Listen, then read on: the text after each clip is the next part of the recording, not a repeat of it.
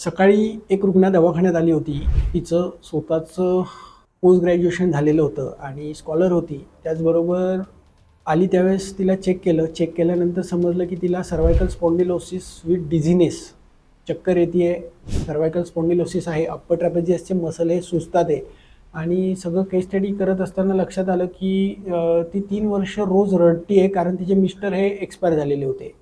आणि हे एक्सपायर झाल्यानंतर तिचं फॅमिलीचा खर्च, फॅमिलीचे बर्डन्स तिच्यावरती यायला लागले आणि ते खर्च भागत नाही आहेत. रिअल इस्टेटमध्ये काही इन्व्हेस्टमेंट त्यांच्या मिस्टरनी करून ठेवल्या होत्या, पण त्या लिक्विडेट होत नसल्यामुळे त्यांना खर्च भागवणं हे अवघड होतं. तर एक लक्षात घ्या, टर्म इन्शुरन्स हा प्रत्येकाने, ही जी रील बघतात आहे त्या प्रत्येक स्त्रीने मिस्टरांचा, त्यांच्या नवऱ्याचा टर्म इन्शुरन्स कमीत कमी 1 कोटी रुपयाचा करून ठेवा. कारण बऱ्याच वेळा अशी काही घटना घरात घडली त्यानंतर त्याचा ते कोपअप करणं हे खूप अवघड जातं आहे.